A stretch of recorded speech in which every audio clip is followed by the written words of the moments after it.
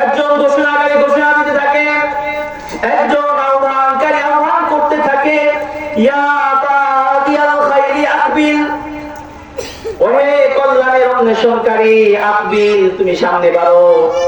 ওহে কোরআন তেলাওয়াতকারী, আরেকটু বেশি করে তিলাওয়াত করো। ওহে জিকিরকারী, আরেকটু বেশি জিকির করো। ওহে রাসূলের প্রতি দুরূদ পাঠকারী, আরেকটু বেশি করে পাঠ করো। ইয়া বাগিয়াল খাইরি আকবিল, আরেকটু সামনে বাড়ো।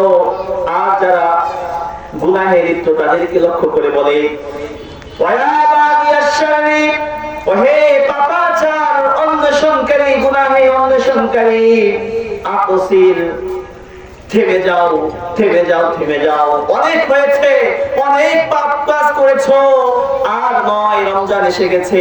সকল প্রকার পাপকে তুমি বর্জন করে দাও, সকল প্রকার পাপকে বর্জন করে দাও, বর্জন করে দাও।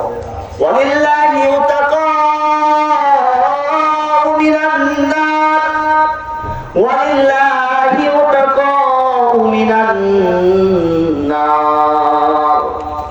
আল্লাহ তাআলা এই রজনীগুলোতে, রমজানের এই দিনগুলোতে, রাতগুলোতে অসংখ্য পাপাচারী বান্দাকে মাফ করে দেন। আল্লাহ তাআলা যেন আমাদেরকে ওই সকল ক্ষমাশীল বান্দাদের অন্তর্ভুক্ত করে দেন। সকলে বলুন আমিন। আসসালামু আলাইকুম ওয়া রাহমাতুল্লাহি ওয়া বারাকাতুহু। ওয়া আলাইকুম আসসালাম ওয়া রাহমাতুল্লাহি। আলহামদুলিল্লাহ, আলহামদুলিল্লাহি ওয়া কাফা ওয়া সালামুন আলা ইবাদিহিল্লাযীনা ইসতাফা। আম্মা বা'দু ফাআউযু বিল্লাহি মিনাশ শাইতানির রাজীম। বিসমিল্লাহির রাহমানির রাহিম।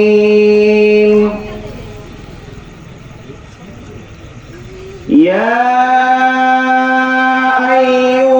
আইয়ুহাল্লাযীনা আমানু কুতিবা আলাইকুমুস সিয়াম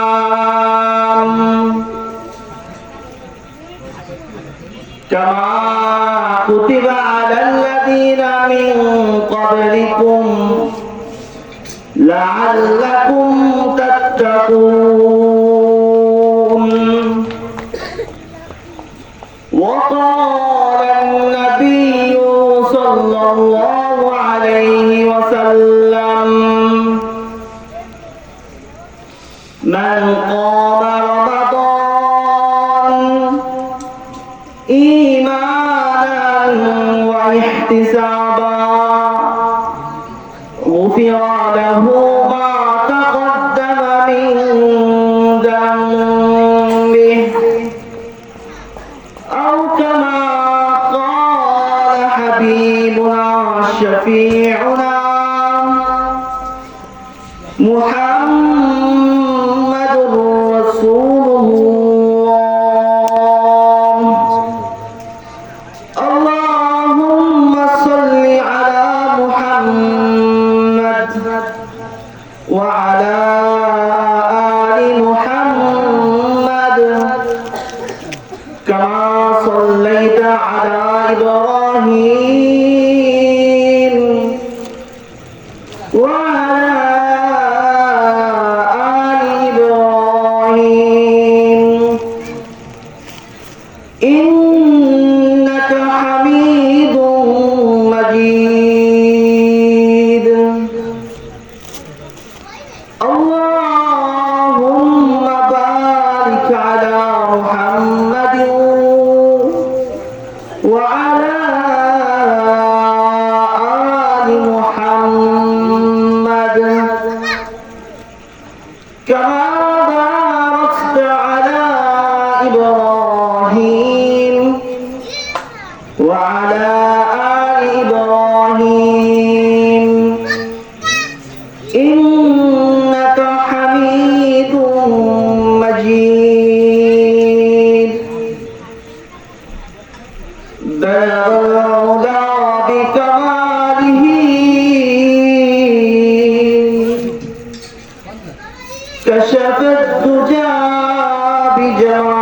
آله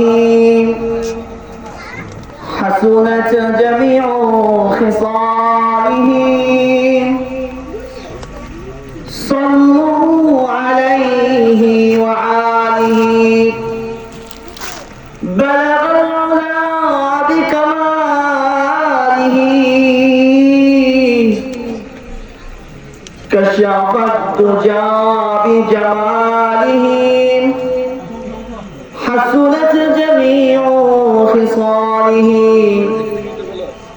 صلوا عليه وآله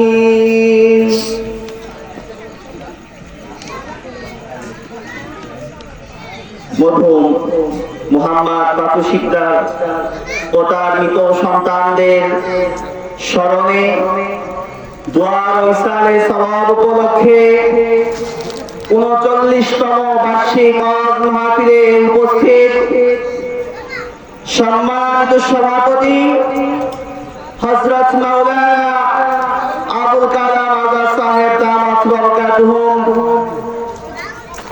দেশ বরেণ্য উলামায়ে কেরাম এবং আমার সামনে সমবেত দ্বীন প্রিয়, ইসলাম প্রিয়, আশিকিন, জাকিরিন, মুমিন মুসলিম ভাইরা, পর্দার আড়ালে সম্মানিত মা ও বোনেরা, বিশ্ব প্রতিপালকের বিশ্বদরবারে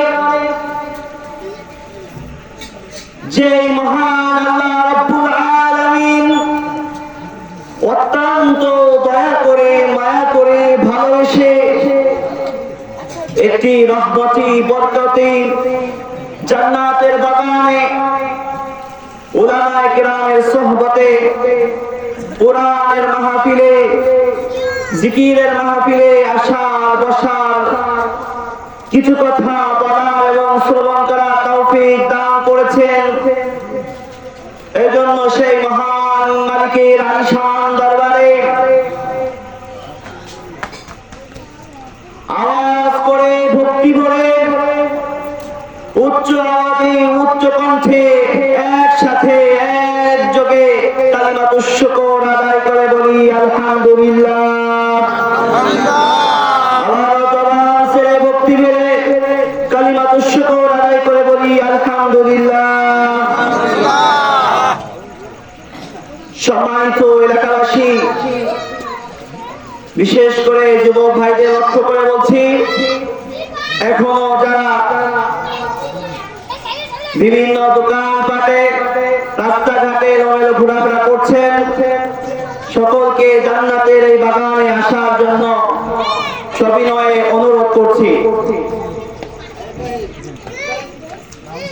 বিশেষ করে যুবক ভাইদের জন্য আহ্বান করছি এই কারণে, কারণ আজকের এই সমাজ, আজকের এই এলাকাকে যদি আপনি মাদক মুক্ত করতে চান, যদি দাদা মুক্ত করতে চান, চাঁদাবাজ সন্ত্রাসী দূর করতে চান, তাহলে এই যুব সম্প্রদায়কে আগে ইমানদার, দিনদার বানাতে হবে, ঠিক কিনা?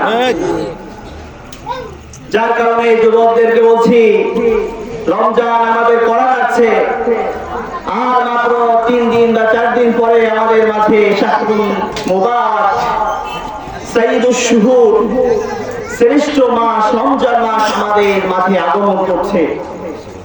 যার কারণে আজ থেকেই আমাদের দৃঢ় প্রতিজ্ঞা করতে হবে, আমাদের প্ল্যান তৈরি করতে হবে, আমাদের রুটিন তৈরি করতে হবে, কিভাবে আমরা রমজানকে কাটাবো।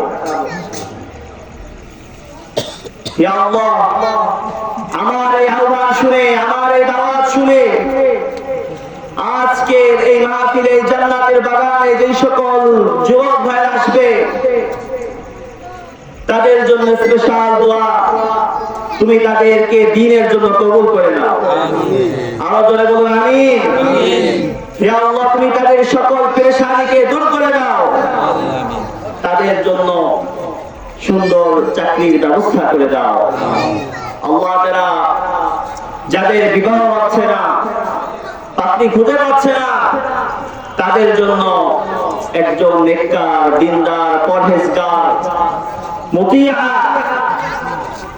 সুভাষিনী, সুহাসিনী, সুকেশিনী, অনুগত্যশীলা, সকল গুণের অধিকারী একজন রমণীর ব্যবস্থা করে দিও আল্লাহ। জয় বলুন আমিন। প্রিয় যুবক ভাইরা, এত মানুষ আপনাদের জন্য আমিন বলল, আল্লাহ তাআলা এই দোয়াকে ফেরত দিবে না। সুতরাং দ্রুত জান্নাতের এই বাগানে চলে আসুন।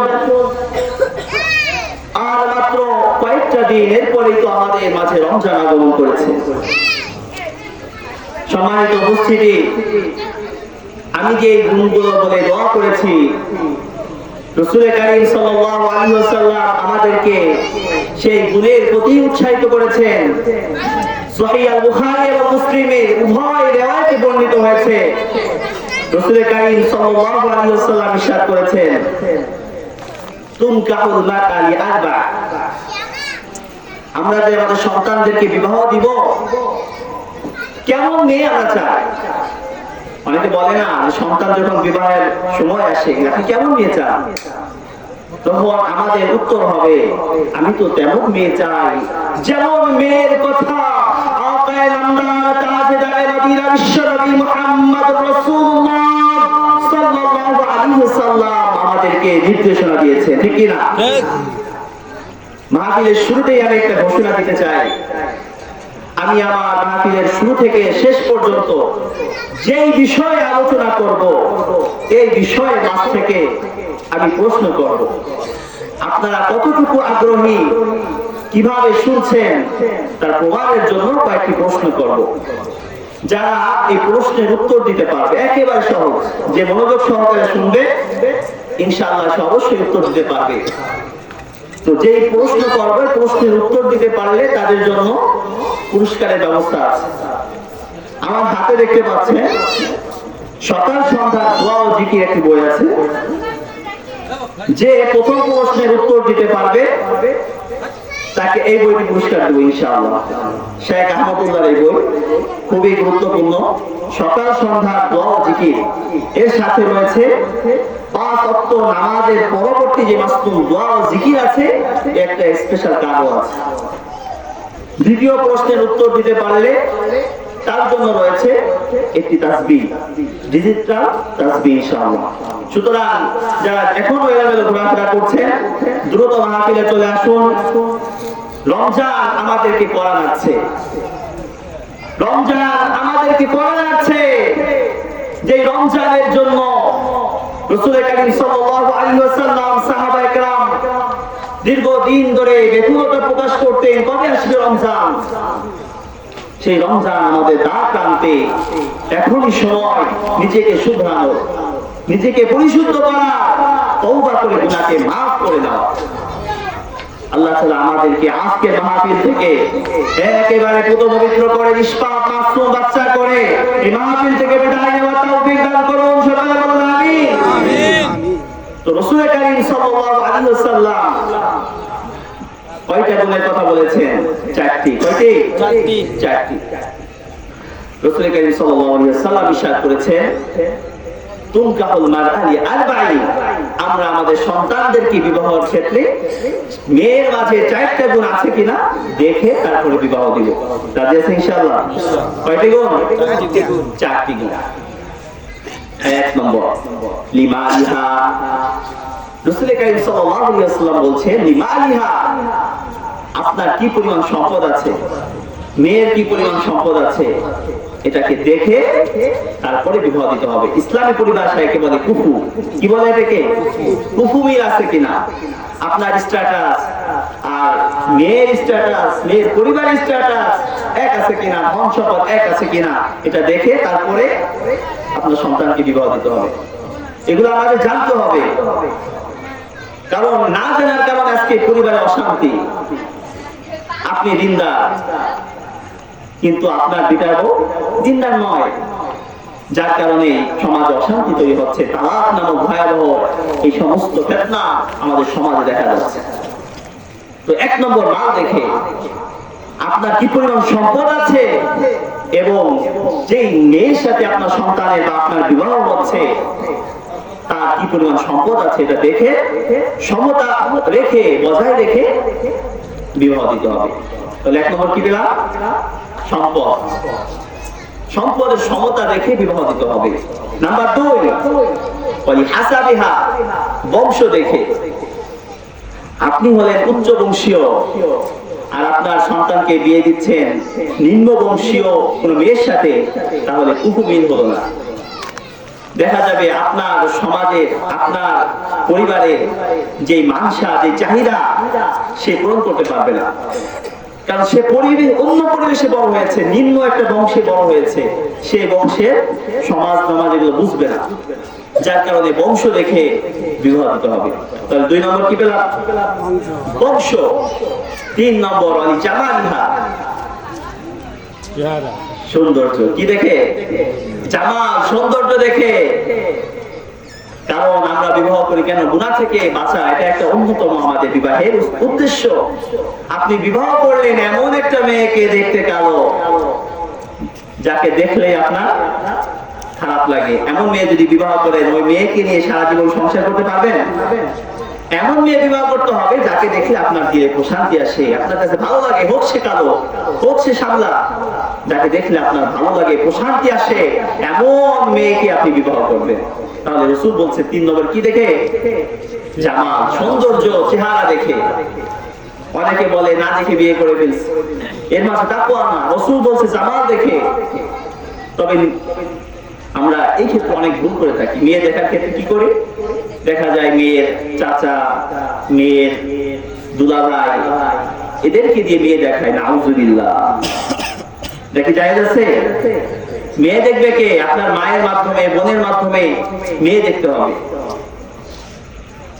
কিন্তু আমরা কি করি? দুলাভাই, নিজের আপন ভাই, মানে মেয়ের দেবর যে হবে, এই ধরনের মানুষদেরকে মেয়ে দেখতে নিয়ে যায়, যেটা ইসলামী শরীয়তে জায়েজ নেই। তাহলে 3 নম্বর হচ্ছে হলো সৌন্দর্য।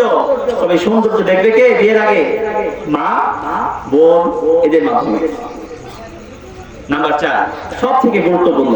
নাম্বার 4 সব থেকে গুরুত্বপূর্ণ, ওয়ালি দিনহা, দিন আছে কিনা মেয়ের মাঝে, দিনদার কিনা মেয়ে, নামাজ পড়ে কিনা, পর্দা করে কিনা, এইগুলো দেখে মেয়ে বিয়ে দিতে হবে। সন্তান বিয়ে দেওয়ার ক্ষেত্রে, মেয়ে বিয়ে দেওয়ার ক্ষেত্রে সেম। আপনি মেয়ে বিয়ে দিচ্ছেন, ছেলে নামাজি কিনা, হারাম খায় কিনা, এগুলো সবকিছু যাচাই করে বিবাহ দিতে হবে। রাসূল বলেন ফাসফার বিজাতিদ দ্বীন, ফাসফার বিজাতিদ দ্বীন। রাসূল কারীম সাল্লাল্লাহু আলাইহি ওয়াসাল্লাম বলেন দ্বীনদারিকে প্রাধান্য দাও। কাকে প্রাধান্য দিতে হবে? দ্বীনদারিকে প্রাধান্য দিতে হবে। ধরেন একটা মেয়ে সম্পদ কম আছে, পারিবারিক ভাবে সম্পদ কম আছে, বাবা এত উচ্চ চাকরি করে না, কিন্তু মেয়েটা দ্বীনদার, মেয়ের বংশ এত হাই লেভেলের না, উচ্চ বংশীয় না, তবে মেয়ে দ্বীনদার, নামাজ পড়ে, আল্লাহ যে বিধান আছে বিধানগুলো মানে, পর্দা করে, রোজা রাখে, কিন্তু তার বংশটা উচ্চ লেভেলের না। তবে আপনার বংশের সাথে কি খায়? মানায়, সমতা আছে কিছুটা, কিন্তু একটু নিম্ন মানে, একটু নিচু। রাসূল বলছেন ফাসফার বিজাতিদ দ্বীন, যেহেতু দ্বীন আছে অমন মেয়েকে বিবাহ দাও, দ্বীন আছে অমন ছেলে দেখে নিজের মেয়েকে বিয়ে দিয়ে দাও। তাহলে আমরা কি শিখতে পেলাম? যদি আমাদেরকে কেউ জিজ্ঞাসা করে আপনার ছেলে তো, ছেলের জন্য মেয়ে খুঁজছেন, তো মেয়ের কি কি গুণ আপনি চান, তখন আপনি বলবেন রাসূল সাল্লাল্লাহু আলাইহি ওয়াসাল্লাম যে 4টি গুণের কথা বলেছেন, সর্বশেষ দ্বীনদারিকে প্রাধান্য দিতে বলেছেন। আমি এমন মেয়ে চাই যে মেয়ের ভিতরে দ্বীন আছে। আল্লাহ তাআলা আমাদেরকে আমল করার তৌফিক দান করুন। আমিন। আমাদের প্রতিটা কাজ হবে চলা ফেরা, উঠা বসা, সামাজিক জীবন, পারিবারিক জীবন, রাষ্ট্রীয় জীবন, সকল ক্ষেত্রে রাসূলের সুন্নাহ আছে না নাই? রাসূলের সুন্নাহ আছে না নাই? আছে। সুতরাং সকল ক্ষেত্রে, পারিবারিক জীবনের ক্ষেত্রে, সাংসারিক জীবনের ক্ষেত্রে, সামাজিক জীবনের ক্ষেত্রে, রাষ্ট্রীয় জীবনের ক্ষেত্রে রাসূল সাল্লাল্লাহু আলাইহি ওয়াসাল্লাম আমাদেরকে যে দিক নির্দেশনা দিয়েছেন সেই অনুযায়ী আমাদেরকে আমল করতে হবে। আল্লাহ তাআলা তৌফিক দান করুন। আমিন। সম্মানিত উপস্থিতি, আজকে শাবানের 26তম রাত, 27তম রাত শুরু হয়ে গিয়েছে। তো আর মাত্র কয়দিন আছে? 28, 29, 2 দিন বা 3 দিন পরে আমাদের মাঝে রমজান আসছে। আমাদের মাঝে কি বেকুলতা আছে? যেমন একটি বরকতপূর্ণ মাস আমাদের সামনে আসছে, যে মাসের জন্য সাহাবায়ে কেরাম, আমাদের বুজুর্গ উলামায়ে কেরাম, আকাবির যারা ছিলেন সবাই ব্যাকুলতা প্রকাশ করতেন, হাই হুতাশ করতেন, কবে আসবে এমন বরকতপূর্ণ মাস। এবং আমাদেরকে দোয়া শিখিয়েছেন, আল্লাহুম্মা বারিক লানা ফি রজব ওয়া শাবান ওয়া বাল্লিগনা রমাদান।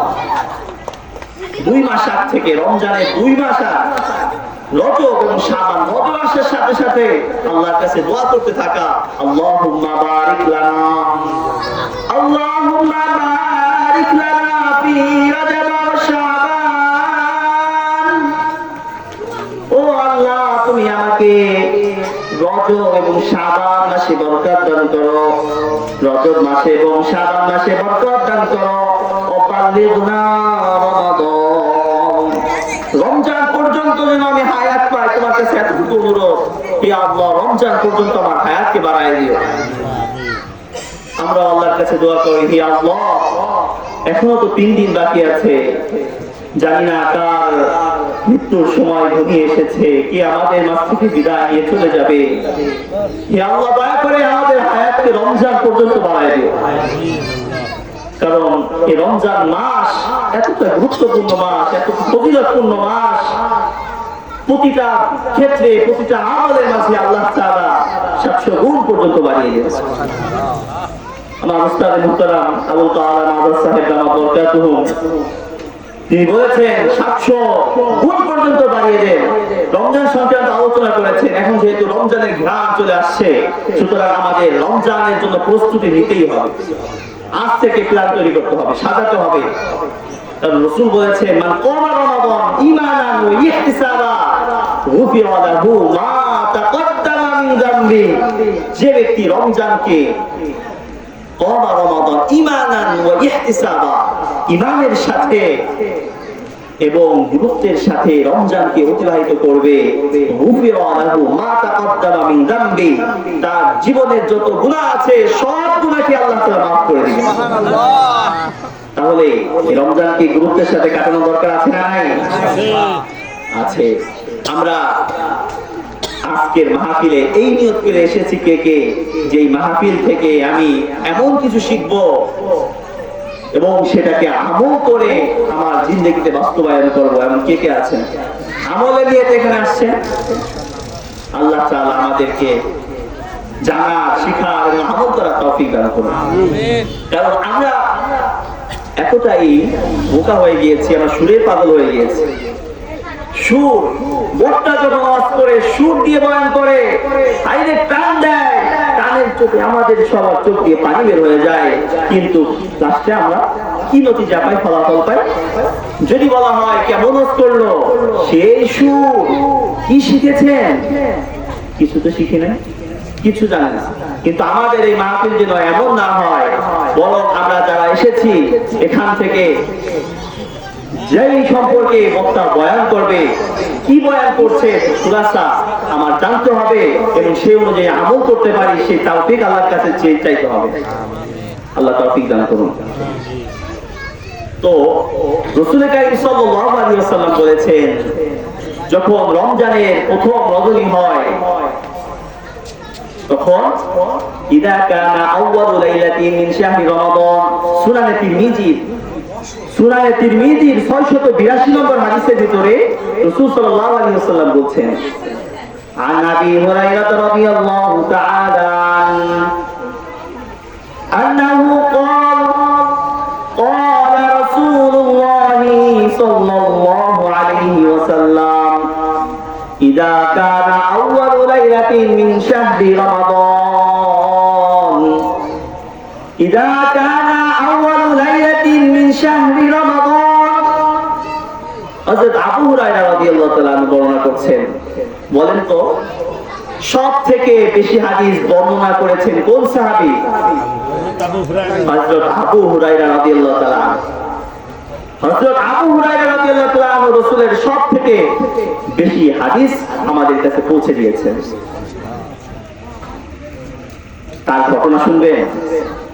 তার অবস্থা ছিল এমন, তিনি রাসূলের সোহবতে এমন ভাবে লেগে থাকতেন, রাসূলের সোহবত থেকে কখনোই দূরে সরতেন না। তো তার জেহেন ছিল ব্রেন, মেধা শক্তি ছিল একটু দুর্বল। তখন রাসূল সাল্লাল্লাহু আলাইহি ওয়াসাল্লাম একদিন বললেন, তোমাদের মাঝে কে আছে এমন যে আমার এই বাণীগুলো শুনবে, মুখস্থ করবে এবং মানুষের মাঝে পৌঁছে দিবে? ধরেন আমি আপনাদেরকে প্রশ্ন করলাম, আপনাদের মাঝে কে এমন আছেন যিনি আমি যে বয়ানগুলো করছি এই বয়ান থেকে যা কিছু শিখবেন মানুষের কাছে পৌঁছে দিবেন? কে কে আছেন? হাত তুলেন। ইনশাআল্লাহ আমি আলহামদুলিল্লাহ, অনেকে হাত তুলেছেন। আল্লাহ তাআলা তাদেরকে পৌঁছে দিয়া বাল্লিগু আন্নি ওয়ালাউ আয়া এই হাদিসের উপরে আমল করার তৌফিক দান করুন। তো আবু হুরায়রা রাদিয়াল্লাহু তাআলা আনহু বললেন, ইয়া রাসূলুল্লাহ, আনা। কি বললেন? ইয়া রাসূলুল্লাহ, আমি আছি, আমি পারবো। রাসূল সাল্লাল্লাহু আলাইহি ওয়াসাল্লাম তাকে বললেন, তোমার চাদর মুবারকটা দাও, তোমার চাদরটা দাও। তো চাদরের ভিতরে রাসূল সাল্লাল্লাহু আলাইহি ওয়াসাল্লাম এরকম করে দিলেন, কিন্তু চাদরের ভিতরে কিছুই পড়লো না। এভাবে যখন চাদরের উপরে হাত দিলেন, চাদরের উপরে কিছু নেই। তখন বললেন যে আবু হুরায়রা, এই চাদরটাকে তুমি তোমার এই রুমালটাকে তোমার বুকের সাথে লাগাও। সুবহানাল্লাহ। সুবহানাল্লাহ। আবু হুরায়রা রাদিয়াল্লাহু তাআলা আনহু রাসূলের নির্দেশে ওই রুমালটাকে বুকের সাথে লাগালেন। এরপরে বলেন, আমি এরপর থেকে যা কিছু শুনেছি আর কখনো ভুলি নাই। সুবহানাল্লাহ। তাহলে দেখেন রাসূলের কতটা বরকত ছিল। রাসূল সাল্লাল্লাহু আলাইহি ওয়াসাল্লামের দোয়ার বরকতে তার অবস্থা এমন হয়ে গিয়েছে, রাসূল থেকে যা শুনেছে হুবহু সেটাই বর্ণনা করতে পারতেন। তো এই আবু হুরায়রা রাদিয়াল্লাহু তাআলা এই হাদিসটি বর্ণনা করছেন,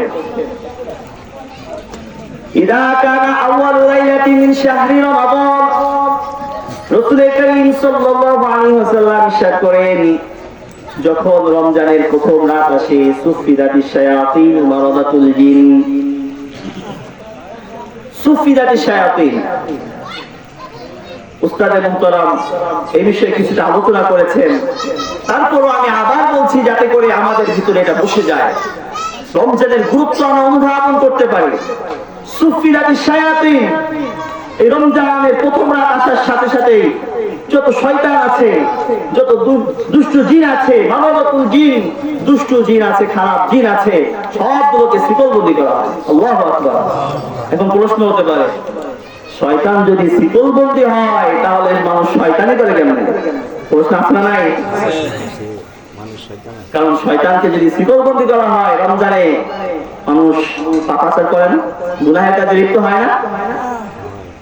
এই দেখেন আমাদের আশপাশে যে দোকানগুলো আছে, চায়ের স্টল আছে,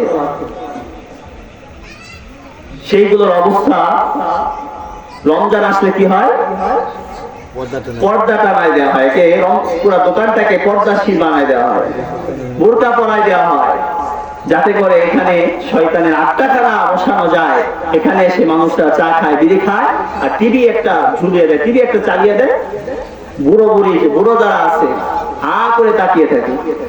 বিশেষ করে আমাদের ব্রিজের ওই পারে যে দোকানগুলো হয়েছে, এমন কোন দোকান নাই যে দোকানে টেলিভিশন নাই, এমন কোন চায়ের দোকান নাই যে চায়ের দোকানগুলোতে কি নাই? টেলিভিশন নাই। কেন? যখন দেখছে যে টেলিভিশন দিলে কাস্টমার বাড়ে, বুড়োরা আসে, বিড়ি খায়, আর টিভির দিকে, টেলিভিশনের দিকে চেয়ে থাকে আর চা খায়, তখন কি করলো? প্রত্যেকটা দোকানে টেলিভিশন লাগানোর ব্যবস্থা করলো। কারণ আমার দোকানেও কিভাবে কাস্টমার বাড়ানো যায়। আপনি যে ভালো চা খাবেন সেই পরিবেশ পাবেন না। আমি নিজে গিয়েছি, একজন চা খাবে, বলতেছে এখানে তো কোথাও টেলিভিশন ছাড়া দোকানই নেই, তাহলে কি করব? পরে তাকে বলা হলো ওই দিকে যান, ওইদিকে একটা দোকান আছে। আস্তাগফিরুল্লাহ। আমাদের এলাকার অবস্থা দেখেন, এমন কোন পরিবেশ নাই যেখানে বসে আপনি কি চা খাবেন। আল্লাহ আমাদেরকে হেফাজত করুন। তো রমজান আসলে এই সকল চায়ের দোকানে এভাবে পর্দাটা নিয়ে গুনাহের কাজ করার জন্য সুযোগ করে দেওয়া হয়। আল্লাহ আমাদেরকে হেফাজত করুন। যেটা বলছিলাম যে শয়তান যদি শিকলবন্দি থাকে তাহলে মানুষ গুনাহ করে কিভাবে? আচ্ছা আমাকে বলুন, যারা নিয়মিত ফজরের নামাজ পড়ে, যখন নামাজের সময় হয়, আযানের সময় হয়, অটোমেটিক তার ঘুম ভাঙে না? কোনো অ্যালার্মের প্রয়োজন হয় না, কাউকে ডাকার প্রয়োজন হয় না, মুয়াজ্জিনের আযানের প্রয়োজন হয় না, কারণ তার অভ্যাস। এই সময় আসলে তার অটোমেটিক ঘুম ভেঙে যায়। ঠিক তদ্রূপ ভাবে যারা 11টা মাস গুনাহে লিপ্ত ছিল, গুনাহ করে অভ্যস্ত, রাত করে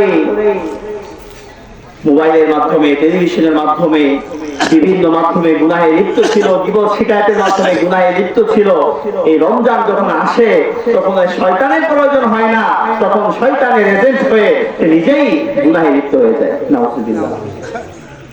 কারণ অভ্যাস এত সহজে বদলানো যায় না।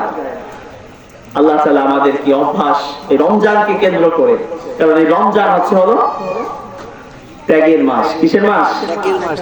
এই পুরো 11 মাস আমরা নফসের ইত্তেবা করি, নফসের অনুসরণ করি। 11 মাস কি করি? নফসের অনুসরণ করি। যখন আমাদের ক্ষুধা লাগে ভাত খাই, যখন পিপাসা লাগে পানি পান করি। কিন্তু রমজান মাস ত্যাগের মাস, আপনার পানি পিপাসা লেগেছে, সামনে পানিও আছে, কিন্তু আপনি খেতে পারবেন না। আপনার সামনে সুস্বাদু খাবার আছে, কিন্তু আপনি খেতে পারবেন না, পারছেন না। কেউ না দেখুক, কে দেখছে? আল্লাহ ইজ ওয়াচিং মি। আল্লাহ আমাকে দেখছে, আল্লাহ ইজ অবজার্ভ মি। তিনি আমাকে দেখছেন। এই ভয় আছে না নাই? এই কারণে বলা হয় সকল ইবাদতের ক্ষেত্রে লৌকিকতা থাকতে পারে। কোন ইবাদতের ভিতরে লৌকিকতা নাই? রোজার ভিতরে। কোন ইবাদতের মাঝে? আপনি যখন নামাজ পড়ছেন তখন চিন্তা করে কেউ দেখছে কিনা, আশপাশে কেউ থাকলে সুন্দরভাবে রুকু দেন, সিজদা দেন ধীরস্থির ভাবে। আর যখন একাকী নামাজ পড়েন, তাড়াহুড়া করে পড়েন, তাহলে এটা লৌকিকতা হলো না? এটা লৌকিকতা হলো, লোক দেখানো হলো। কিন্তু আপনি যখন যাকাত দেন তখন চিন্তা করেন, আমি যাকাত দিচ্ছি, মানুষ আমাকে দানবীর বলবে, মানুষ আমাকে ধনী বলবে। এটা কি লোক দেখানো হলো? এই লোক দেখানো আমলের কোনো দাম আছে আল্লাহর কাছে? কিন্তু রোজা এমন একটা আমল যেই আমলের ভিতরে লৌকিকতা, লোক দেখানো নাই, লোক দেখানো নাই। কিভাবে? আপনি এমন এক ঘরের ভিতরে আছেন যে ঘরের মাঝে কেউ নাই, দুনিয়ার কোনো মানুষ আপনাকে দেখবে না, তারপরেও আপনি পানি পান করছেন না, খাবার খাচ্ছেন না। কেন? আল্লাহ দেখে, আল্লাহ তাআলা আমাকে দেখছেন। এই কারণে আল্লাহ তাআলা বলেছেন, আস-সাওমু লি ওয়া আনা আজজি বি। রোজা হলো আমার জন্য, আর এই রোজার প্রতিদান স্বয়ং আমি দিব। আল্লাহু আকবার। রোজার প্রতিদান স্বয়ং কে দিবেন? আল্লাহ তাআলা। অন্য riwayate আছে, বা এই হাদিসটাকে যদি বলা হয় আস-সাওমু লি ওয়া আনা উজজা বি, মাসুল দিয়ে পড়া হয়, এর অর্থ হয় রোজা আমার জন্য, আর এই রোজার প্রতিদান স্বয়ং আমি। আল্লাহু আকবার। রোজার প্রতিদান স্বয়ং আমি। আল্লাহ তাআলা বলছেন রোজার প্রতিদান স্বয়ং কে?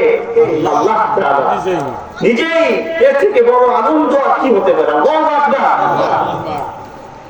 তাহলে রমজান যখন আসে সমস্ত শয়তানদেরকে শিকলবদ্ধ করা হয়, সকল জাহান্নামের দরজা বন্ধ করে দেওয়া হয়। একটা দরজাও বাকি থাকে না, খোলা থাকে না, সব বন্ধ। জান্নাতের সকল দরজা খুলে দেওয়া হয়। ফুতিহাত আবওয়াবুল জান্নাহ, জান্নাতের সকল দরজা খুলে দেওয়া হয়। ওয়ালাম ইউগলাক মিনহা বাব, একটা দরজা বন্ধ থাকে না, সব খোলা। আল্লাহর রহমত, অগণিত রহমত বইতে থাকে।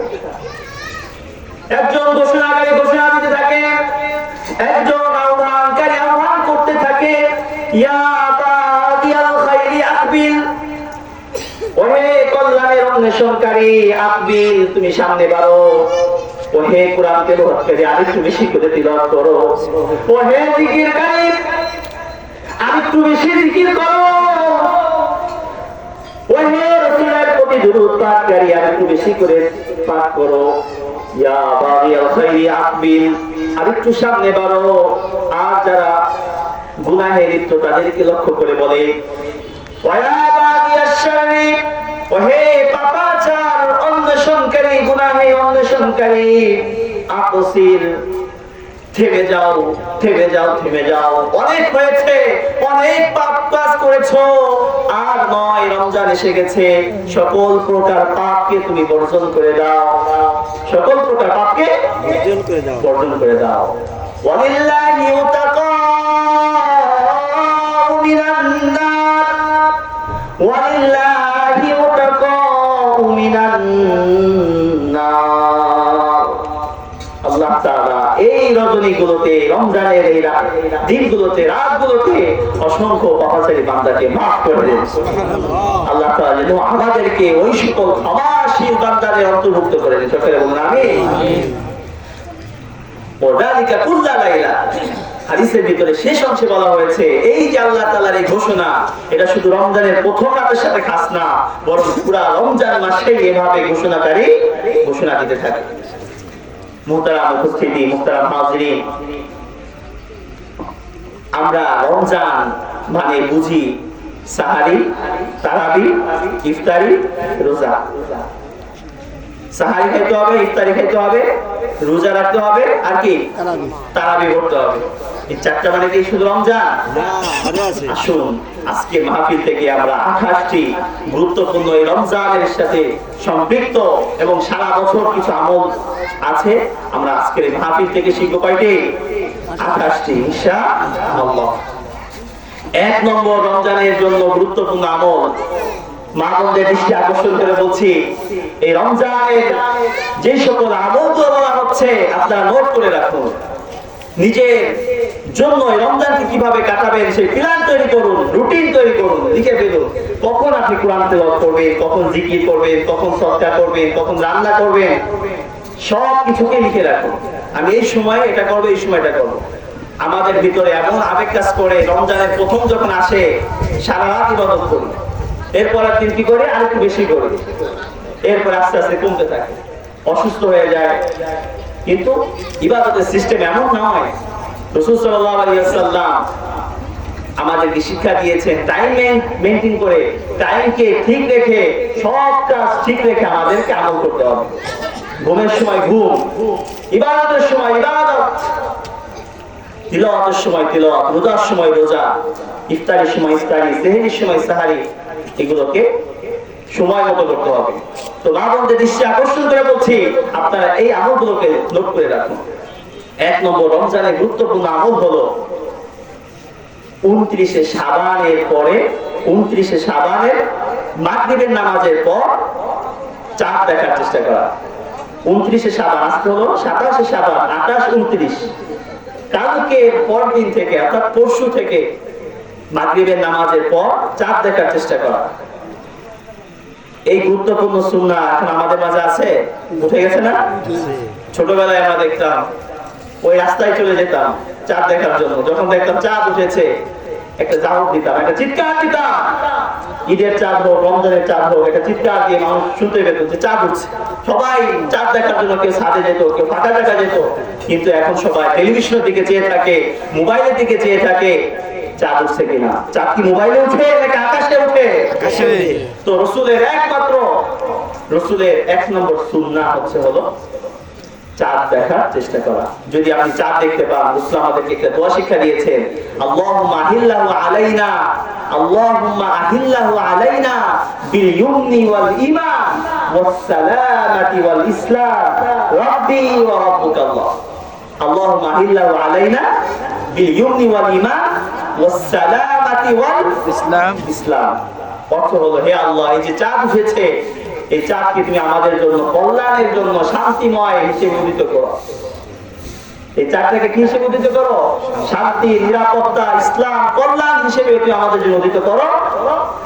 রব্বি ওয়া রাব্বুকাল্লাহ, ওহে চাঁদ, তোমার রব এবং আমার রব তিনি কে?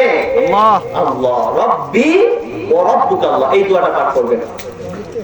যারা মুখস্থ করতে পারেননি, এটা শিখে নেবেন, বিভিন্ন বইতে দেখবেন চাঁদ দেখার দোয়া, অথবা মোবাইল থাকলে সার্চ দিবেন চাঁদ দেখার দোয়া।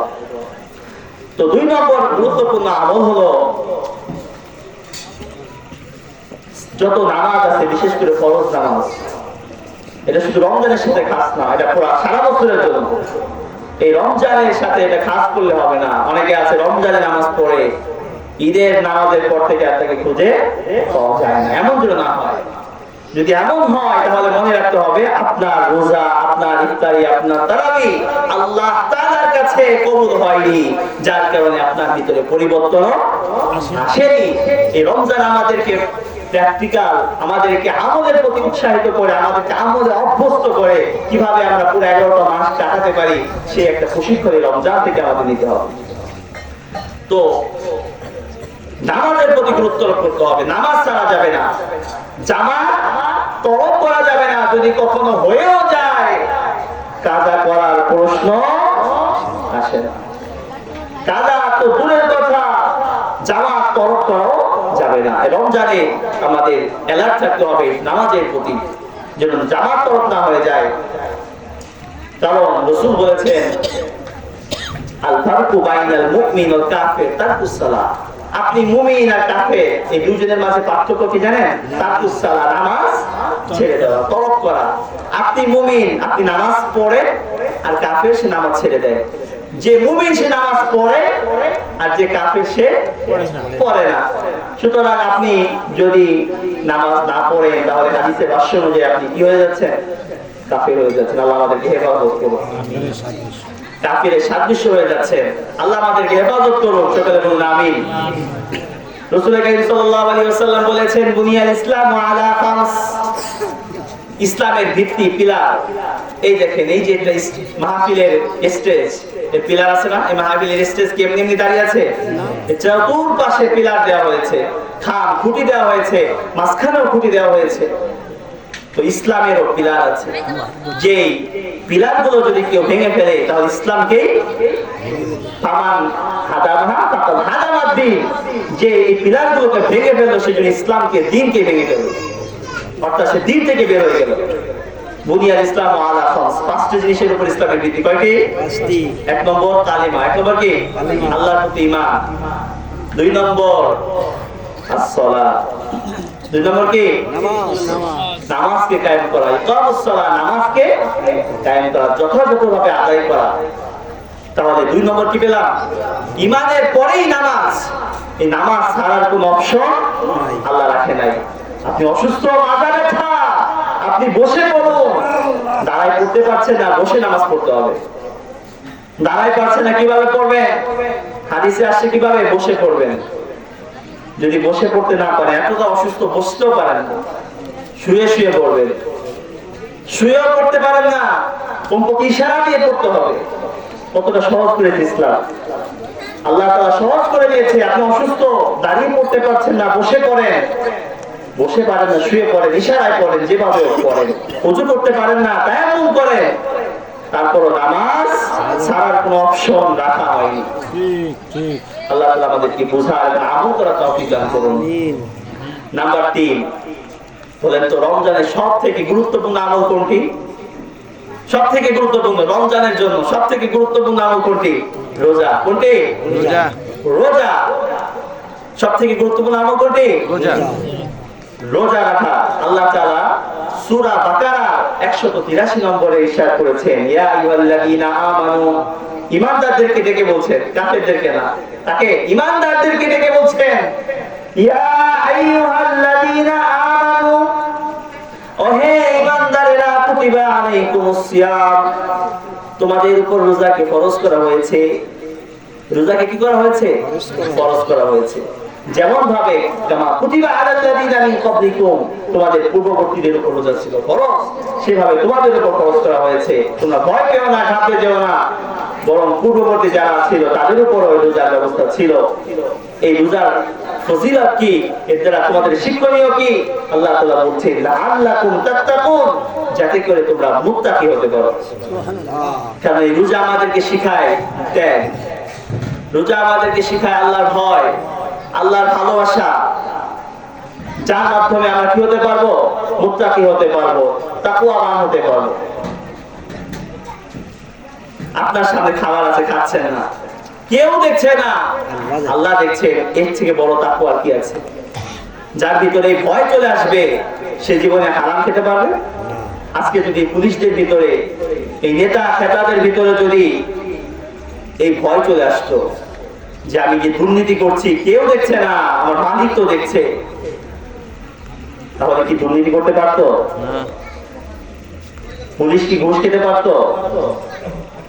শুধু পুলিশ না, অনেকেই আছে ঘুষ খায়, অনেক পুলিশ আছে ভালো, যারা আল্লাহকে প্রকৃত ভয় করে, যে পুলিশেরা বা অন্যান্য যারা চাকরিজীবী রয়েছে, যারা আল্লাহকে প্রকৃত ভয় করে, তারা কখনো ঘুষ খেতে পারে না, কখনো দুর্নীতি করতে পারে না।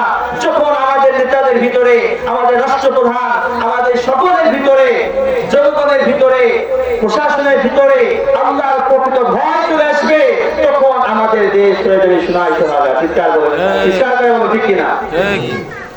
আজকে আমাদের ভিতরে আল্লাহর ভয় নেই। তো রমজান এসেছে যাতে করে আমরা প্রকৃত ভয় আল্লাহকে করতে পারি, সে একটা প্রশিক্ষণ আমাদেরকে দেওয়ার জন্য। তাহলে 3 নম্বর কি পেলাম? রমজানের রোজা রাখা। 3 নম্বর কি? 1 নম্বর চাঁদ দেখা, 2 নম্বর হচ্ছিল নামাজ যেন আমাদের কখনোই কাজা না হয়ে যায়, 3 নম্বর রোজা রাখা। আমরা মাহফিল আসি, মাহফিল থেকে কিছু নিয়ে যেতে হবে না? এই উদ্দেশ্যে আমরা ওয়াজ শুনবো যে নিজেও আমল করব এবং যারা আসেনি আমার পরিবারের কাছে গিয়ে এই সমস্ত বার্তাগুলো পৌঁছে দেব। আল্লাহ তাআলা আমল করার তৌফিক দান করুন। 4 নম্বর তারাবির নামাজ আদায় করা। 4 নম্বর কি? তারাবির নামাজ আদায় করা। ফরজি গতি না ফাইজি গতি? তারাবির নামাজ পড়বেন, কিভাবে পড়বেন? কিভাবে দ্রুত রুকু সিজদা করা যায়? বরং ধীর স্থিরতার সাথে তারাবির নামাজকে আদায় করতে হবে।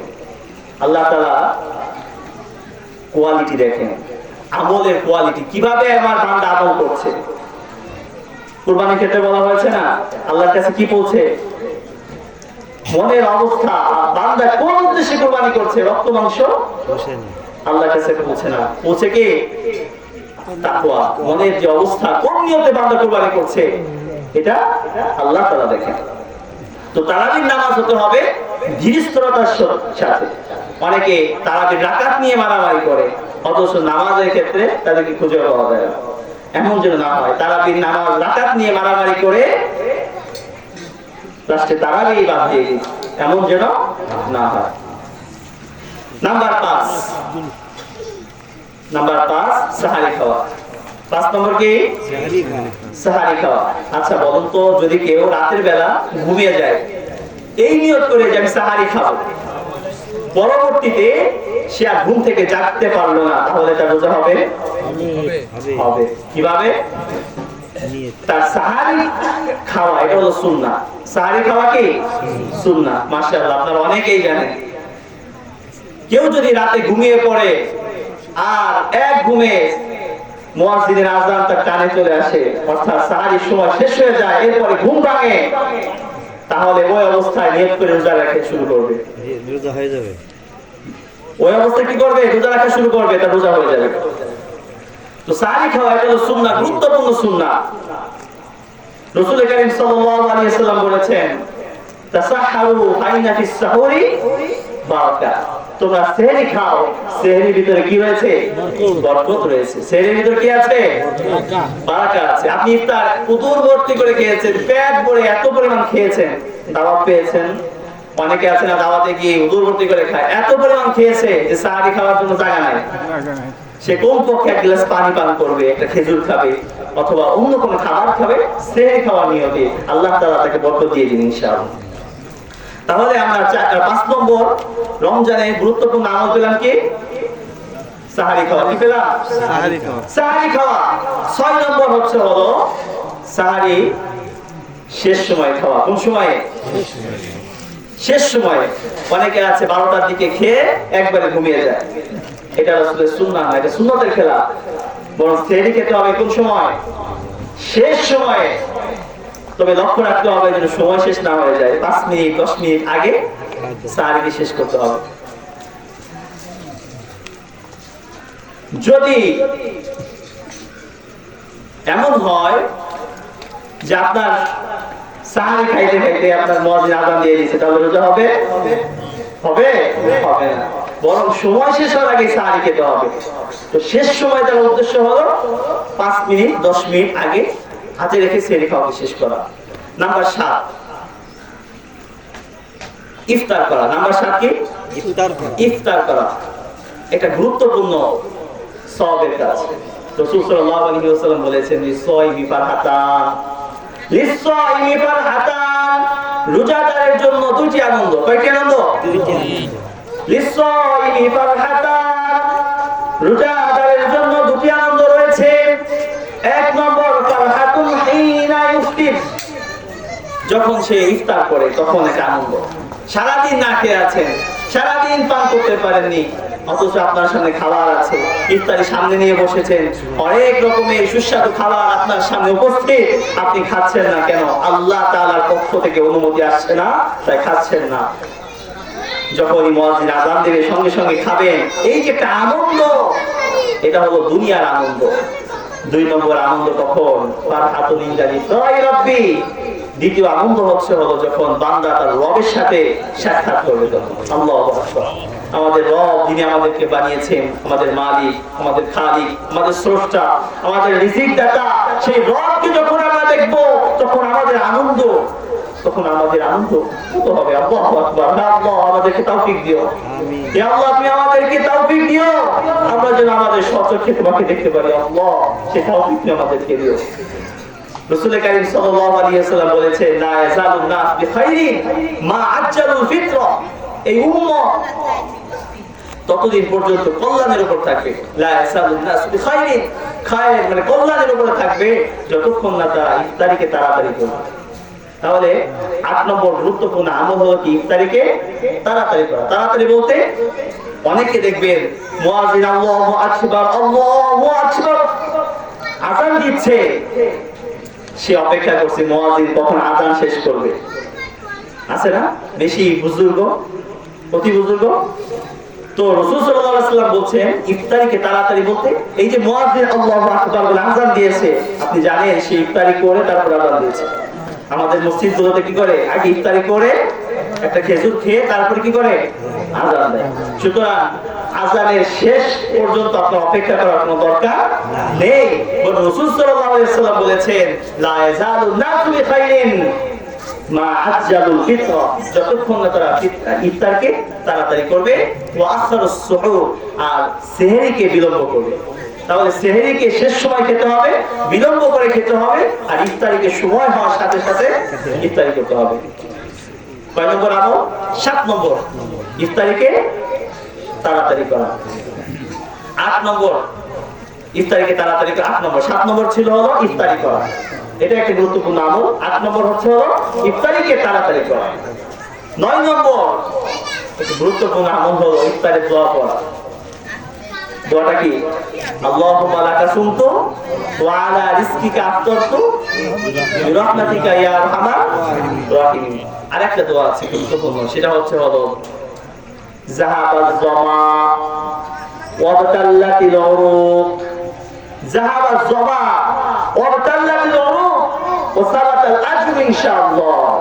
যার অর্থ হলো যাহাবাজ জামা, আমার পিপাসা দূর হয়ে গিয়েছে, ওয়াবতাল্লাতিল উরুক, শিরা উপশিরাগুলো সিক্ত হয়েছে, ও সাবাতাল আজরু ইনশাআল্লাহ, আর যে সারাদিন রোজা রেখেছি এই রোজার প্রতিদান আল্লাহ তাআলা আমাকে দিয়ে দিয়েছেন। ও সাবাতাল আজরু ইনশাআল্লাহ। বলেন তো এই দোয়াটা কখন পাঠ করতে হয়?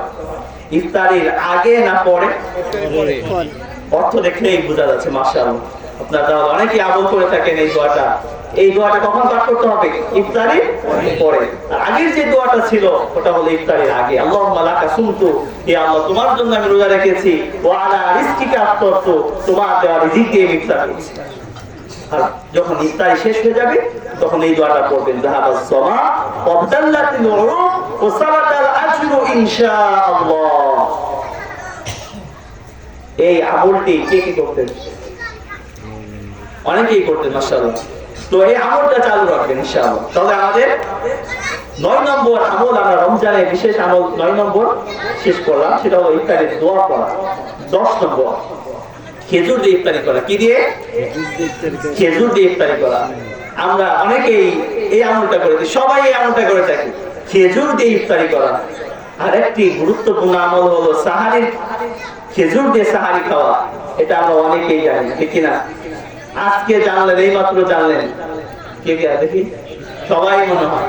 আর খেজুর যদি না থাকে, হ্যাঁ, খেজুর যদি না থাকে তাহলে কি করবে? তাহলে যে খাবার আছে সেই খাবার দিয়ে ইফতারি করবে। পানি থাকলে পানি দিয়ে ইফতার করবে। যদি খেজুর না থাকে কি দ্বারা ইফতার করবে? পানি দ্বারা ইফতার করবে। আর সেহরির ক্ষেত্রেও খেজুর খাওয়া সুন্নাহ, এবং এটা আপনার জন্য শারীরিক ভাবে এটা ভালো। কারণ রাসূলের এভরি সুন্নাহ, আওয়ার প্রফেট মুহাম্মদ সাল্লাল্লাহু আলাইহি ওয়াসাল্লাম, দ্য গ্রেট অফ সায়েন্স, রাসূলের প্রতিটা সুন্নাহ, যে কোনো সুন্নাহ গবেষণা করে দেখেছে সবগুলা স্বাস্থ্যকর, সবগুলা বিজ্ঞানসম্মত। আল্লাহু আকবার, সবগুলা বিজ্ঞানসম্মত। এই যে রাসূল বলছেন, রাসূলের সুন্নাহগুলো দেখেন। আপনি যদি ইফতারি করেন খেজুর দিয়ে, সারাদিন যে কষ্ট করেছেন সব কষ্ট নিমিষে শেষ হয়ে যাবে, কারণ খেজুরের ভিতরে এত পরিমাণ শক্তি আছে। আবার সেহরিতে যদি আপনি খেজুর খান তাহলে সারাদিনের জন্য যে এনার্জি দরকার, এনার্জি আপনার ভিতরে চলে আসবে। সুবহানাল্লাহ। তাহলে রাসূলের প্রতিটা সুন্নাহ আমাদেরকে ফলো করা উচিত। বর্তমান ডাক্তাররাও কি করে? ফাস্টিং মানে রোজা রাখার পরামর্শ দিয়ে থাকেন, যে আপনি ফাস্টিং করেন, রোজা রাখেন, আপনার সমস্ত রোগ ভালো হয়ে যাবে, এই রোগ ভালো হয়ে যাবে। কিন্তু আমরা বাঙালিরা কি করি? সারাদিন না খেয়ে থাকি, আর ইফতারির সময় আসলে হরেক রকমের ইফতারি, ভাজা পোড়া যা আছে সব খাই। সারাদিন না খেয়েছিলাম, আমাদের পাকিস্তানি গুলা খাবারের জন্য ক্ষুধার্ত হয়ে রয়েছে, এমন সময় আমরা তাদেরকে খাওয়াইলাম পানি, বেগুনি, আলুর দম, যা আছে আর কি ধরনের খাবার, যার কারণে আমাদের যত ধরনের গ্যাস্ট্রিকের সমস্যা, আলসার, এই সমস্ত রোগ এখান থেকে সৃষ্টি হচ্ছে। তো আমরা কি করব? খেজুর দিয়ে ইফতারি করবো, পানি, শরবত এগুলো খাবো। এর পরবর্তীতে যদি কেউ খেতে চাই তারপরে খাবো, কারণ একসাথে সবকিছু খেলে এটা গ্যাস্ট্রিক, আলসার এই ধরনের রোগ হয়ে থাকে। তো রাসূলের সুন্নাহ যদি আমরা ফলো করে থাকি তাহলে আমাদের কোনো ধরনের রোগ বালাই হবে না ইনশাআল্লাহ। তাহলে আমরা 10 নম্বর গুরুত্বপূর্ণ আমল, ইফতারি করা কি দিয়ে? খেজুর দিয়ে। সেহরি খাওয়া কি দিয়ে? খেজুর দিয়ে। আন আবি হুরায়রা রাদিয়াল্লাহু তাআলা আন নি'মা সাহুরুল মুমিন, নি'মা সাহুরুল মুমিন আত-তামর। কে বলছেন? রাসূলের বিশিষ্ট সাহাবী আবু হুরায়রা বলছেন, নি'মা সাহুরুল মুমিন, মুমিনের উত্তম সেহরি হলো কি? আত-তামর। তামর মানে হলো খেজুর। তামর মানে কি? খেজুর। তো রাসূলের হাদিস দ্বারা প্রমাণিত, রাসূলের নি'মা সাহুরুল মুমিন আত-তামর। কে বলছেন? রাসূলের বিশিষ্ট সাহাবী। 11 নম্বর হাদিস, 11 নম্বর গুরুত্বপূর্ণ আমল হলো এই রমজানকে কেন্দ্র করে বেশি পরিমাণে দোয়া পাঠ করা, অধিক পরিমাণে দোয়া পাঠ করা। আপনি চলাচল করছেন, ব্যবসা করছেন, যাই করছেন না কেন, আপনি আল্লাহর কাছে দোয়া করেন, আল্লাহ আমাকে মাফ করে দাও, আল্লাহ আমার বাবা মাকে জান্নাত দান করো। যে কোনো দোয়া করতে পারেন। দোয়ার জন্য অনেকে মনে করেন হাত তুলে দোয়া করতে হবে, কিবলামুখী হতে হবে, এই ধরনের কোনো শর্ত নেই। বরং আপনি মন খুলে অন্তর দিয়ে আল্লাহর কাছে যা চাবেন আল্লাহ তাই কবুল করবে। সালাসুল্লাহ তুরাদ্দু দাওয়াতুহুম, হাদিসের ভিতরে এসেছে 3 ব্যক্তির দোয়া আল্লাহ তাআলা ফিরিয়ে দেন না। কয় ব্যক্তির দোয়া আল্লাহ তাআলা ফিরিয়ে দেন না? 3 ব্যক্তির দোয়া। 1 নম্বর হলো আল ইমামুল আদিল, আল ইমামুল আদিল, ন্যায়পরায়ণ শাসক। ন্যায়পরায়ণ শাসক যখন আল্লাহর কাছে দোয়া করে আল্লাহ তাআলা ওই দোয়াকে ফিরিয়ে দেন না। 1 নম্বর কি? ন্যায়পরায়ণ শাসক। 2 নম্বর দাওয়াতুল মাজলুম, মাজলুমের দোয়া। কারো উপর কেউ জুলুম করেছে, মাজলুম ব্যক্তি আল্লাহর কাছে দোয়া করেছে, হাত তোলা হোক বা অন্তর দিয়ে হোক, মনে মনে হোক, দোয়া করার সাথে সাথে আল্লাহ তাআলা তার দোয়াকে কবুল করে নেবেন। এমনকি বদ দোয়া করলে ওটাও কবুল হয়ে যায়। যার কারণে রাসূল বলছে মাজলুমের বদ দোয়া থেকে সাবধান, সাবধান, কারণ সে বদ দোয়া দিয়ে নিশ্চিত কবুল হয়ে যাবে, তুমি হালাক হয়ে যাবে, ধ্বংস হয়ে যাবে। তাহলে 2 নম্বর মাজলুমের দোয়া কবুল হয়ে যায়। 3 নম্বর as-সাইমু হিনা ইফতির, রোজাদার ব্যক্তি যখন সে ইফতারি করে, ইফতারিকে সামনে রেখে আল্লাহর কাছে দোয়া করে, লা তুরাদ্দু দাওয়াতুহুম, তাদের এই দোয়াকে আল্লাহ তাআলা ফিরিয়ে দেন না। সুবহানাল্লাহ বলেন। সুবহানাল্লাহ। তাহলে তিন ব্যক্তির দোয়া আল্লাহ তাআলা ফিরিয়ে দেন না। এর মাঝে অন্যতম হলো আসওয়াইমু হিনা ইফতির, রোজাদার যখন ইফতারি করে, ইফতারিকে সামনে রেখে আল্লাহর কাছে দোয়া করে, ওই দোয়াকে আল্লাহ তাআলা ফিরিয়ে দেন না। তাহলে এটা কত নম্বর আমল ছিল? 11 নম্বর আমল পেলাম। কয় নম্বর? 11 নম্বর। আমরা শিখবো কতটি আমল? 28টি ইনশাআল্লাহ। 12 নম্বর আমল, সকল প্রকার পাপ থেকে বেঁচে থাকা। সকল প্রকার থেকে বেশি থাকে। পাপ থেকে বেঁচে থাকা। হাদিসের ভিতরে এসেছে আবি হুরায়রা রাদিয়াল্লাহু তাআলা আন আবি হুরায়রা রাদিয়াল্লাহু তাআলা আন রাসূল করিম বিশিষ্ট সাহাবী হযরত আবু হুরায়রা রাদিয়াল্লাহু তাআলা আনহু ইরশাদ করেন, বর্ণনা করেন, قال رسول الله صلى الله عليه وسلم, বিশ্ব নবী মুহাম্মদুর রাসূলুল্লাহ সাল্লাল্লাহু আলাইহি ওয়াসাল্লাম ইরশাদ করেন, মান লাম ইয়াদা কওলা যুর ওয়াল আমালা বিহি ফালাইসা লিল্লাহি হাজা আইয়াদা তাআমাহু ওয়া শারাবা। যে ব্যক্তি রোজা রাখলো, ওয়ালাম ইয়াদা কওলা যুর, মিথ্যা কথাকে ছাড়লো না, পাপাচার ছাড়লো না, পাপের কাজকে ছাড়লো না, ফালাইসা লিল্লাহি হাজা আইয়াদা তাআমাহু আও শারাবা, আল্লাহ তাআলার তার এই রোজা রাখার, না খেয়ে থাকার কোনো ফজিলত আল্লাহর কাছে নাই। নাউজুবিল্লাহ বলেন। সারাদিন কষ্ট করেছেন, না খেয়েছিলেন, কিন্তু আল্লাহ তাআলার কাছে আপনার কোনো প্রতিদান নাই, রোজা কোনো দাম আছে? তাহলে রাসূল বলছেন, যে ব্যক্তি রোজা রাখলো কিন্তু পাপাচারকে ছাড়লো না, পাপ কাজকে বর্জন করলো না, ওই রোজা আল্লাহর কোনো প্রয়োজন নেই। তাহলে 12 নম্বর আমরা আমল পেলাম সকল প্রকার পাপ থেকে। চোখের গুনাহ আছে না? হাতের গুনাহ আছে না? হাদিসের ভিতরে এসেছে জিনাতুল আইনি আন-নাজর, জিনা, চোখের জিনা। আমরা শুধু মনে করি জিনা মানে শুধু জিনা। আমার জিনা বলতে কি বুঝি? আমাদের শুধু শারীরিক মেলামেশাকে অন্যায়ভাবে অপাত্রে মেলামেশা করাকে আমরা বুঝি, অথচ হাদিসের ভিতরে এসেছে জিনাতুল আইন আন-নাজর, চোখেরও জিনা আছে। চোখের জিনা হলো আন-নাজর, পুরো বেগানা নারীর দিকে তাকানো, কোন গুনাহের পাত্রে দৃষ্টি দেওয়া, এটা কিসের জিনা? চোখের জিনা। জিনাতুল উজনাইন, কানেরও জিনা আছে। জিনাতুল উজনা ইস্তিমা, শোনা, ইয়ারফোন লাগিয়ে হোক বা যেভাবে হোক, কেউ যদি গান শুনে, অশ্লীল কোন গান শুনে, তাহলে এটা কিসের জিনা আছে? গানের জিনা। গীবত শুনলো, এটা কিসের জিনা? কেউ গীবত করলো মুখ দিয়ে, কিসের জিনা? মুখের জিনা। কিসের জিনা? পা দিয়ে কোন জায়গায় অগ্রসর হলো, কোন গানে, কনসার্ট, কোন সিনেমা হল বা কোন জিনা করার জন্য সে সামনে অগ্রসর হলো, কোন বাড়িতে গেল, এটা কিসের জিনা হলো? পায়ের জিনা হলো। এই যে প্রত্যেকটা অঙ্গ প্রত্যঙ্গের জিনা। আল্লাহ তাআলা আমাদেরকে সকল প্রকার গুনাহ থেকে হেফাজত করুন। তাহলে রমজানের এক অন্যতম আমল হলো সমস্ত পাপ থেকে বেঁচে থাকা। 13 নম্বর আমল, মিথ্যা পরিহার করা। একটু আগে হাদিসে যে হাদিসটি আমি তিলাওয়াত করেছি, পাঠ করেছি, মাল্লাম ইয়াদা কওলা যুর, যে ব্যক্তি রোজা রাখলো অথচ মিথ্যা কথাকে পরিহার করলো না, ফালাইসা লিল্লাহি হাজা, আল্লাহ এই ধরনের রোজার কোনো প্রয়োজন নেই। তাহলে 13 নম্বর গুরুত্বপূর্ণ আমল হলো মিথ্যা পরিহার করা।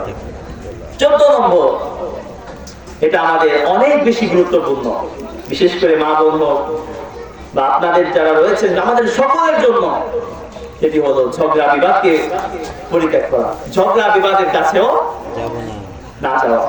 এমনকি কেউ যদি গা লাগিয়ে ঝগড়া করতে আসে, অনেকে আছেন আমি ঝগড়া করবেন না, তুই আবার ঝগড়া করবি না, জোর করে ঝগড়া করতে আসে, রাসূল বলেছেন তারপর তুমি ঝগড়া করো না, বরং তাকে বলে দাও ইন্নী সায়েম, ইন্নী সায়েম, আমি রোজাদার। ভাই আমি রোজা আছি, আমি এখন ঝগড়া করতে পারবো না, আমি এখন ঝগড়া করবো না, দয়া করে তুমি চলে যাও। রাসূলের তাহলে হাদিস, কেউ যদি ঝগড়া করতে আসে সে যেন তাকে বলে দেয় ইন্নী সায়েম, 15 নম্বর গুরুত্বপূর্ণ আমল, এই রমজান মাসকে কেন্দ্র করে বেশি বেশি নেক আমল করা, বেশি বেশি নেক আমল করা। নেক আমল করা। বিশেষ করে সকাল সন্ধ্যার যে আমলগুলো রয়েছে, 5 ওয়াক্ত নামাজের পরে আয়াতুল কুরসি পাঠ করেন সবাই। গত বছর এইখানেই বসে এই সকল আমলের বিষয়ে আমি আলোচনা করেছিলাম। এর ভিতরে অন্যতম ছিল আয়াতুল কুরসি পাঠ করা 5 ওয়াক্ত নামাজের পরে। আজকে ইশার পরে আমরা সকলে কি 5 ওয়াক্ত আয়াতুল কুরসি পাঠ করেছি কিনা নিজেকে প্রশ্ন করেন। রাসূল বলেছেন, মান ক্বারা আয়াতুল কুরসি ফি দুবুরি কুল্লি সালাতিন মাকতুবা লাম ইয়ামনাহু মিন দুখুলিল জান্নাহ ইল্লা আইয়ামুত। এদিকে লক্ষ্য করি, রাসূল কি বলছেন?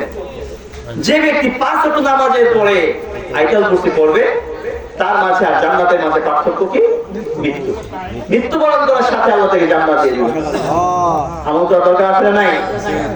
আজকে মাগরিবের পরে কে কে হাসর করেছে একটু লক্ষ্য করুন, নিজেকে প্রশ্ন করুন, আমি কি আজকে হাসরের শেষ দিনে আয়াত পাঠ করেছি কিনা? যদি না করে থাকেন, আজ থেকে এখন থেকে দৃঢ় প্রতিজ্ঞা করে আর জীবনেও মাগরিবের পরে এবং ফজরের পরে আয়াতুল 5 ওয়াক্ত নামাজের পরে আয়াতুল কুরসি এবং মাগরিবের পরে ফজরের পরে হাসরের শেষ দিন আয়াতকে আমরা অবশ্যই তেলাওয়াত করব ইনশাআল্লাহ। তাহলে এই রমজানকে কেন্দ্র করে বেশি বেশি নেক আমল করা। কারণ ফেরেশতা প্রতিদিন প্রতি রজনীতে ঘোষণা করে, ইয়া বাগিয়াল খাইর আকবিল, ওহে কল্যাণ অন্বেষণকারী আকবিল, সামনে আসো, ইবাদতকে বাড়িয়ে দাও, কোরআন তেলাওয়াতকে বাড়িয়ে দাও, জিকিরকে বাড়িয়ে দাও। প্রতিদিন ঘোষণাকারী ফেরেশতা ঘোষণা করতে থাকে। তাহলে এই রমজানকে বেশি বেশি ইবাদত বন্দেগী বেশি বেশি করা, কোরআন তেলাওয়াতকে বেশি করা, বুঝে পড়ার চেষ্টা করা। অনেকে আছে কোরআন পড়ে, তাড়াহুড়া করে পড়ে, ভুল পড়ে, কোরআনের মধ্যে কি বলা হয়েছে সেদিকে লক্ষ্য রাখে না। এই উপস্থিতি, এই কোরআন এতটা সম্মানিত, এতটা দামি, এই কোরআনের সাথে যেই লাগবে, যেই সম্পৃক্ত হবে সেই দামি হয়ে যাবে। জিবরাইল আলাইহিস সালাতু ওয়াস সালাম এই কোরআনকে রাসূলের কাছে ওহী হিসেবে নিয়ে এসেছেন। জিবরাইল আলাইহিস সালাতু ওয়াস সালাম সাইয়্যিদুল মালায়েকা হয়ে গিয়েছেন, ফেরেশতাদের সর্দার হয়ে গিয়েছেন। আমাদের রাসূল আপনার নামদার তাজদারে মদিনা বিশ্বনবী মুহাম্মদুর রাসূলুল্লাহ সাল্লাল্লাহু আলাইহি ওয়াসাল্লামের উপর কোরআন অবতীর্ণ হওয়ায় তিনি সাইয়্যিদুল আম্বিয়া হয়েছেন, সকল নবীদের সর্দার হয়েছেন। রমজানে এই কোরআন অবতীর্ণ হওয়ায় এই রমজান সাইয়্যিদুশ শুহুর, শ্রেষ্ঠ মাস হয়ে গিয়েছেন। লাইলাতুল কদরে কোরআন অবতীর্ণ হওয়ার কারণে শ্রেষ্ঠ রাত হয়ে গিয়েছেন। খায়রুম মিন আলফি শাহর, হাজার মাস থেকে উত্তম রজনী হয়ে গিয়েছে কোনটি? লাইলাতুল কদর। আমরা উম্মতে মুহাম্মাদি, আমাদের উপরে কোরআন অবতীর্ণ হওয়ার কারণে আমরা হয়ে গিয়েছি খায়রুল উম্মাহ, সাইয়্যিদুল উম্মাহ, আমরা হয়ে গিয়েছি শ্রেষ্ঠ উম্মত। আল্লাহু আকবার। এই কোরআনের সাথে শুধু মানুষ না, এমনকি একটা কাপড়ও যদি এই কোরআনের সাথে সংস্রবে চলে আসে তখন ওটা দামি হয়ে যায় না? ওই কোরআনের গিলাফটা যখন মাটিতে পড়ে যায়, ওটাকে তুলে নিয়ে বুকে নেয়, মুখে নেয়, কেন? এই কোরআনের সংস্রবের কারণে, কোরআনের সাথে সম্পৃক্ত হওয়ার কারণে। যে এই কোরআনের সাথে সম্পৃক্ত হবে তার মর্যাদা আল্লাহ তাআলা বাড়িয়ে দিবেন।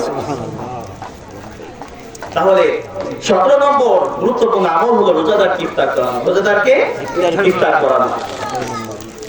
আপনার আশপাশে যে প্রতিবেশী আছে তাকে পেট ভরে খাওয়া দরকার নেই, আপনি একটা খাজুর দিয়ে ইফতারি করা, একটা খেজুর দিয়ে ইফতারি করা, এক গ্লাস পানির ব্যবস্থা করে দিন। আপনার খেজুর কিনা সামর্থ্য নেই, তাদের জন্য কলসে ভরে, জগে ভরে পানি দিয়ে আসুন। এতে কি হবে? তারা এই পানি দিয়ে ইফতারি করবে, তারা যেই পরিমাণ সওয়াব অর্জন করেছে রোজা রেখে, আপনি সেম সওয়াব আল্লাহ তাআলা আপনার আমলনামায় লিখে দিবেন। কত সহজ! এক বোতল পানি, এক জগ পানি কল থেকে নিয়ে, টিউবওয়েল থেকে নিয়ে আপনি তাদেরকে দিয়ে আসছেন। নিয়ত রাখছেন কি?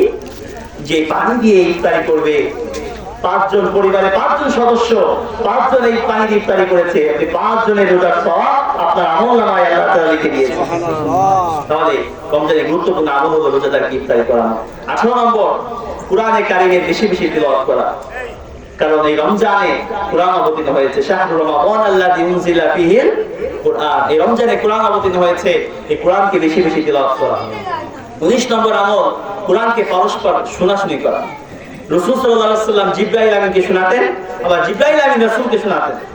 আপনিও আপনার সন্তানকে শোনান, সন্তান তিলাওয়াত করে আপনি শুনুন, আপনি আপনার ওয়াইফকে শোনান, সে তিলাওয়াত করে আপনি শুনুন। এভাবে এই সুন্নাতকেও আপনি জিন্দা করতে পারেন।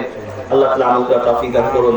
20 নম্বর, এই রমজানকে কেন্দ্র করে বেশি বেশি দান সদকা করা, যাদের উপর যাকাত ফরজ, এই রমজানকে কেন্দ্র করে যাকাত দিয়ে দিন।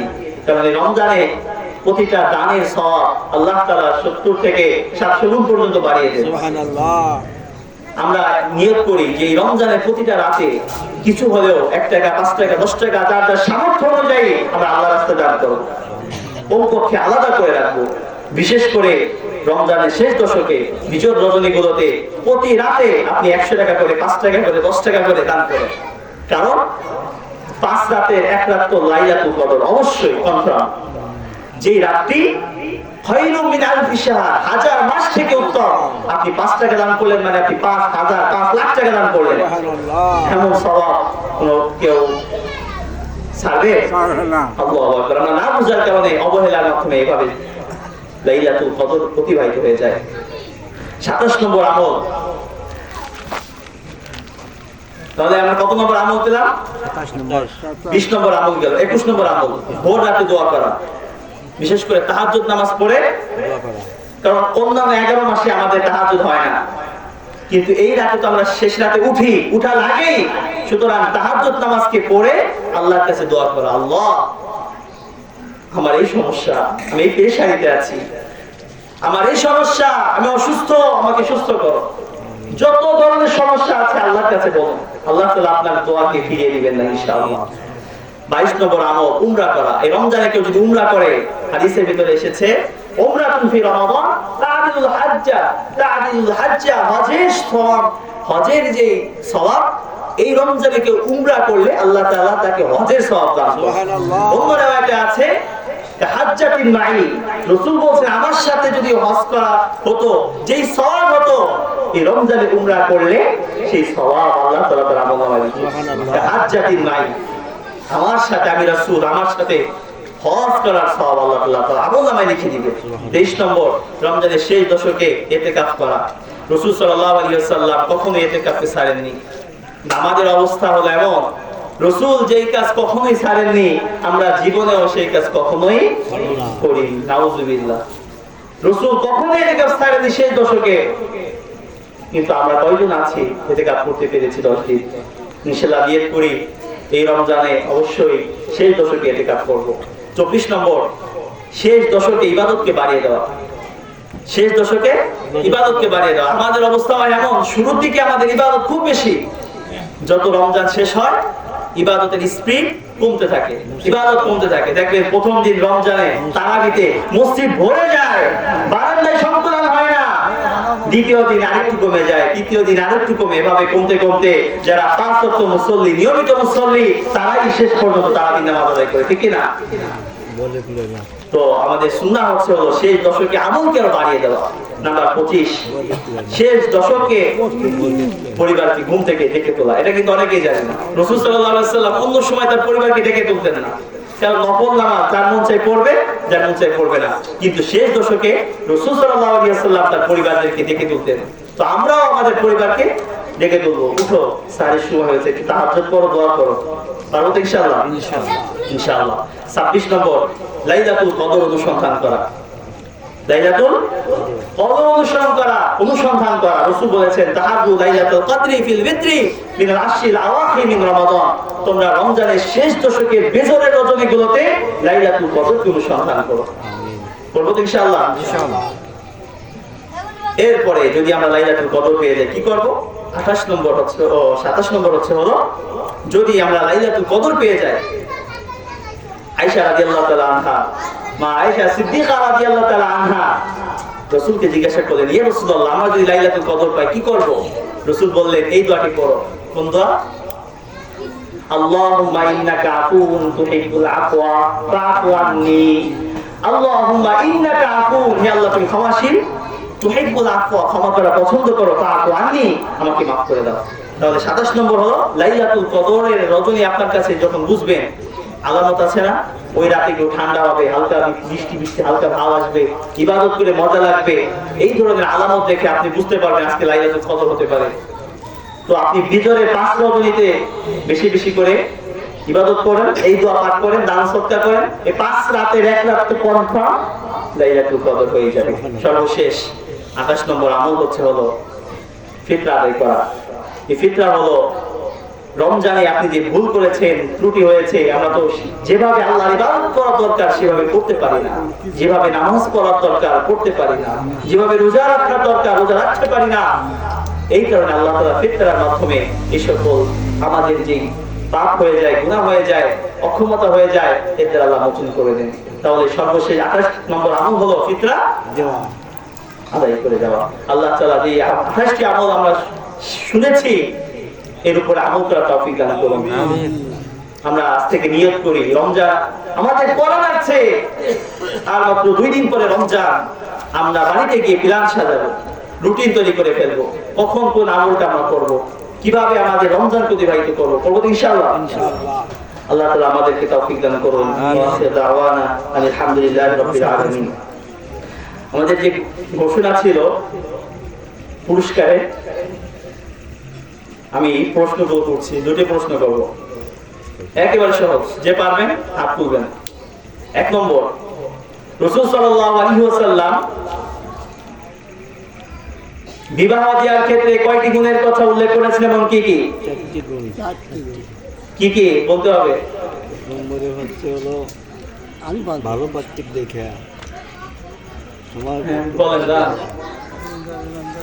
1 নম্বর হচ্ছে আচ্ছা, মুরব্বি দাঁড়িয়েছে, সুন্দর, মানে সুন্দরী দেখা, হ্যাঁ আচ্ছা, সুন্দরী মানে দেখে, সৌন্দর্য দেখে, সুন্দর দেখা, তারপরে করতে হবে মানে বংশধার হ্যাঁ দেখা, বংশ দেখে, মাশাআল্লাহ। তারপরে দেখতে হবে মানে পাত্র মানে নেককার বান্দা আছে কিনা, আচ্ছা, দিনদার কিনা, হ্যাঁ দিনদার কিনা। 4 নম্বর, 4 নম্বর হচ্ছে আপনার এই যে মানে ভুলে গেছি। না বংশধার তো ঠিক। আরেকজন দাঁড়ান, নেককার বলেন। নেককার বান্দা। প্রার্থনা দিতে হবে কোনটিকে? মাশাআল্লাহ। তাফাদ্দাল, সামনে আসেন। সকাল সন্ধ্যা দোয়া ও জিকির শেখ আহমদুল্লাহ এবং 5 ওয়াক্ত নামাজ পরবর্তী যে মাসনুন দোয়াগুলো রয়েছে সেই বইটি পুরস্কৃত করছি।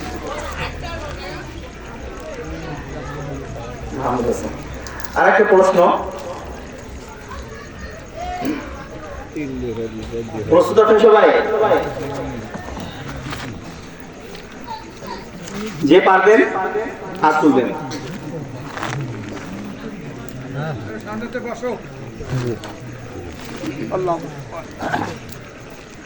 হাদিসের ভিতরে এসেছে 3 ব্যক্তির দোয়া আল্লাহ তাআলা ফিরিয়ে দেননি। 3 ব্যক্তির দোয়া আল্লাহ তাআলা ফিরিয়ে দেন না। সেই 3 ব্যক্তিকে, যিনি একবার পুরস্কার পেয়েছেন, তিনি ছাড়া অন্য একজন দাঁড়ান। 3 ব্যক্তির দোয়া আল্লাহ তাআলা ফিরিয়ে দেন। 1 নম্বর নেককার বাদশা নাই পরায়ণ বাদশা, মাশাআল্লাহ। 2 নম্বর মাজলুমের দোয়া। একজন বলেন, আপনি বলবেন, মানে কাকা বলেন। 3 নম্বর সব থেকে গুরুত্বপূর্ণ, রমজানের সাথে সম্পৃক্ত। আচ্ছা, কাকা চেষ্টা করেছেন, আসেন, জাযাকাল্লাহু খাইরান। তাহলে 3 নম্বর হচ্ছিল রোজাদারের দোয়া। রোজাদার যখন ইফতারি করে, ইফতারি সামনে রেখে দোয়া করে, ওই দোয়া আল্লাহ তাআলা ফিরিয়ে দেন না। আমরা যে এই সমস্ত আমলের কথা শুনলাম, আল্লাহ তাআলা আমাদের সবাইকে আমল করার তৌফিক দান করুন। আমিন। আসসালামু আলাইকুম ওয়া রাহমাতুল্লাহি ওয়া বারাকাতুহু। ওয়ালাইকুম আসসালাম।